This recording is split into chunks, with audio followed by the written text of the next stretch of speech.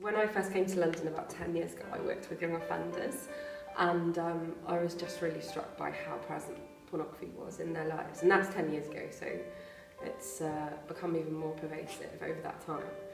But about 10 years ago, I suppose I noticed that I thought it affected the way they would present themselves to one another, and also their relationships, the way they thought about making relationships. And I found it really, really upsetting, really.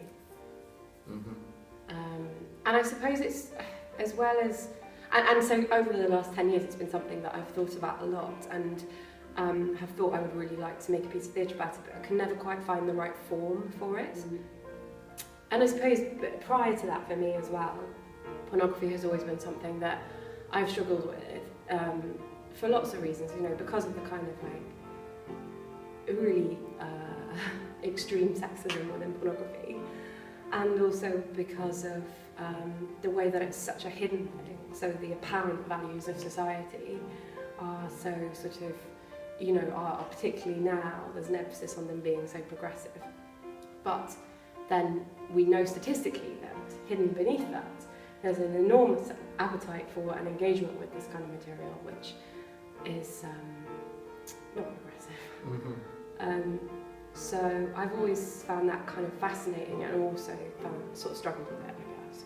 And when you think about young kids encountering this stuff, I mean, it's enough for them to go through the rite of passage of growing up, and growing into their sexuality and growing into being able to make relationships with one another. But when you think about them having to navigate all of this stuff being thrown into the mix, it's just, I think it's really terrifying. And you've been, of course, interviewing and working with lots and lots of children all over the UK, thousands.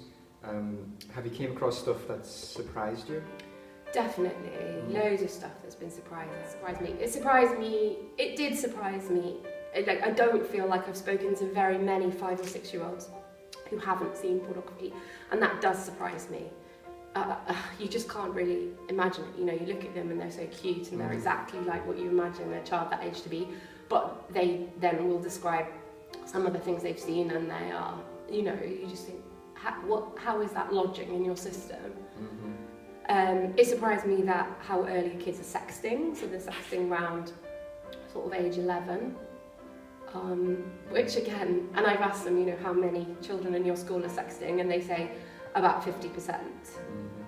And I just find that, I knew it happened quite a lot, but I didn't realise the extent to which it happened. So children have spoken to me about the fact that within their school there'll be something called the Bible, or, you know, and in that Bible will be pictures of all the girls in the sixth form with no clothes on. But I think, you know, during the Me Too movement, which I don't totally know how I feel about, but during that movement, I definitely did sort of get this sense that maybe certain things that we've always accepted are kind of the way of the world might shift. Like maybe things might genuinely shift for women. And so I suppose that I feel that about pornography, that this is a moment where we can change this.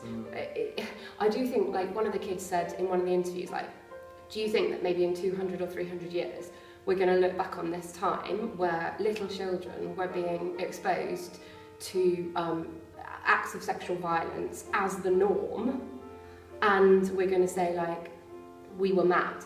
Like, how did we turn a blind eye to that? And we turn a blind eye to it because we're uncomfortable with the idea that it's happening, and we'd rather maintain some sort of strange projection of innocence. Well, all those reasons and more, but also I do kind of feel like internet and technology, we're at a place that we've never been before, obviously, in history. Yes. With the ubiquity of technology, and we all have smartphones. The rules have changed so much in the time that we were teenagers, never mind the time that our parents were teenagers, never mind older people. Like, the kids are in a different place, such a different place where we are.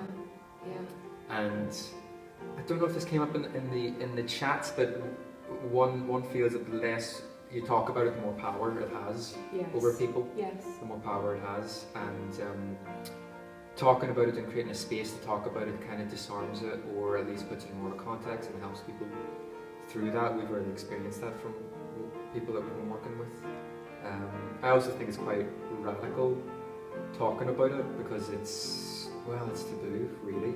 Young people, thinking of young people as sexually curious, feels radical, but it's reality. So we need to talk about it and think about it if we're going to help as much people as possible. Yeah, absolutely. And maybe you could just say a bit about what does music do? How does music help that? Well, like you said, at the heart of it, what everyone talks to in these sessions that we have with the young people, they will all come back to love, and they all come back to connection, and they all come back to being with people, being close to people, and how that's obscured by all of this extra stuff, by pornography and coming of age and puberty. It's obscured by all of that, but they all want to be close to people and they want to touch people and be loved. So I think music is holding on to that emotional centre of the work, and kind of always reminding us that we're talking about a very emotional subject, not only just a grisly, potentially surprising, potentially funny subject, but also very, very loving and emotional subject as well.